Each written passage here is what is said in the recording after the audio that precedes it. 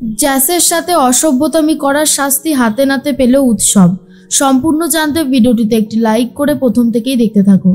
গল্পের শুরুতেই দেখা যায় জগদ্ধাত্রী বৈদেহী মুখার্জিকে বলে, মা আপনি একবার আমাকে নিজের বৌমা বলে মেনে নিন না, একবার আমাকে ডাকতে দেবেন মা বলে, তাহলে দেখবেন সব ঠিক হয়ে যাবে। আমি আপনার কথা শুনে যা যা করতে হয় সব করে দেব। আমি রান্না করব, সংসার সামলাবো, আবার ডিপার্টমেন্টেও যাব। তখন বৈদেহী মুখার্জি পুরোপুরি চুপ হয়ে আছে। জ্যাস তখন বলে, আমি খুব ভালো মতনই জানি আপনি আমাকে কোনোদিনও নিজের বৌমা বলে মানতে পারবেন না। আপনি ভাবেনই না স্বয়ম্ভুকে নিজের ছেলে। আপনি ভাবেন যে স্বয়ম্ভুকে যত তাড়াতাড়ি সম্ভব এই বাড়ি থেকে বিদায় করা যায়। কিন্তু আমিও বলছি মা, স্বয়ম্ভু একজন নিরপরাধ মানুষ, তাকে কোনোভাবে শাস্তি দেওয়া যাবে না। আমি ওকে ঠিক ছাড়াবই। আমি সবার কাছে হাত জোর করে ক্ষমা চাইছি। আমি যদি কোনো ভুল কিছু করে থাকি তাহলে আমাকে দয়া করে ক্ষমা করে দেবেন। আমি যাই গিয়ে রান্নাটা বসাই। এর মধ্যেই বৈদেহী মুখার্জিকে সবাই প্রশ্ন করে। দিবানাথ মুখার্জি প্রশ্ন করে, বৈদেহী তোমার সাথে কাকলি দেবী সম্পর্কটা ঠিক কি? মানে কাকলি দেবী তোমাকে ডেকেছেন কেন? আমি তো সেটাই বুঝতে পারছি না। বৈদেহী তখন পুরোপুরি চুপ করে আছে।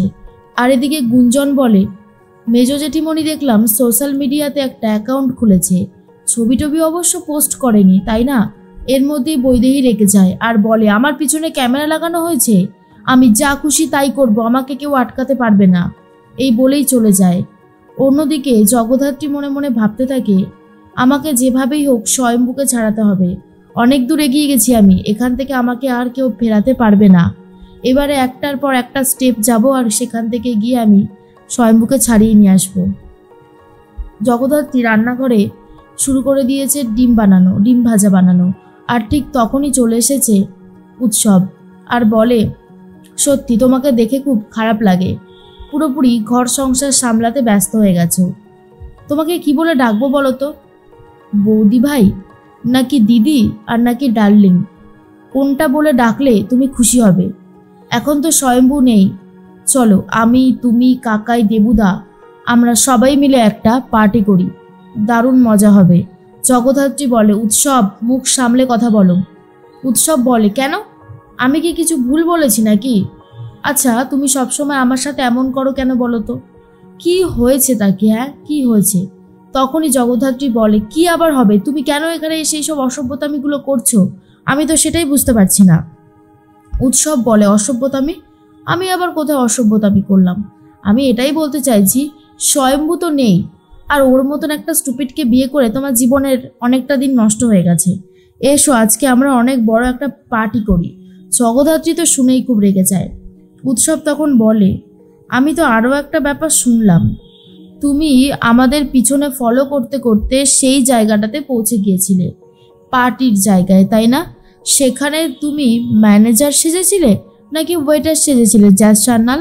এরপর জ্যাজ বুঝতে পারে স্বয়ম্ভুর ব্যাপারে তদন্ত করতে গিয়ে উৎসব সবটা জেনে গিয়েছে। এর মধ্যেই জগদ্ধাত্রীকে আরও উল্টোপাল্টা প্রস্তাব দিতে থাকে উৎসব। জগদ্ধাত্রীর হাতে ছুরি ছিল আর সেটা নিয়েই ভয় দেখাতে থাকে আর বলে, ইচ্ছা করছে তোমাকে এখানেই শাস্তি দিতে স্বয়ম্ভু। আর শোনো, তোমার মধ্যে অনেক পার্থক্য আছে। আমি খুব লাকি যে আমি স্বয়ম্ভুকে নিজের হাজবেন্ড করে পেয়েছি। তোমার মতন হাজবেন্ড যে পাবে, মানে যে পাবে বলতে কি, মেহেন্দি তো পেয়েছে, আর মেহেন্দি হাড়ে হাড়ে বুঝতে পারছে তুমি কি জিনিস। তোমার টাকা পয়সা থাকতে পারে, তুমি অনেক বড় বাড়ির ছেলে হতে পারো, কিন্তু তোমার মনুষ্যত্ব বোধ বলতে কিচ্ছু নেই। তুমি একজন ক্রিমিনাল, কথাটা ভুলে যেও না। এর মধ্যেই তখনই উৎসব বলে, এই ক্রিমিনালটাকেই তো একদিন ভালোবেসেছিলে তাই না জগদ্ধাত্রী? আর ক্রিমিনালটাকে বরণ করবার সময় হাত থেকে বরণডালাটা পড়ে গেছিল। জগদ্ধাত্রী ঠাস করে এক চড় মারতে যায় উৎসবকে। উৎসব হাতটা ধরে নেয় আর বলে, না না না না, এই ভুল করো না। এই ভুল করলে কিন্তু তার ফল খুব একটা ভালো হবে না। তার মধ্যেই উৎসব চলে যায়। জগদ্ধাত্রী মনে মনে ভাবে, উৎসব তুমি যত বাড়াবাড়ি করো না কেন, এর শাস্তি তুমি একদিন পাবেই পাবে, আমার কথাটা মিলিয়ে নিও। এর মধ্যেই মেহেন্দি উৎসবকে বলে, তোমার মাম্মি নিশ্চয়ই কোনো একটা খারাপ কাজ করছে, শুধু আমার দিদির উপরে চেঁচামেচি করছে, কেন বলতে পারো?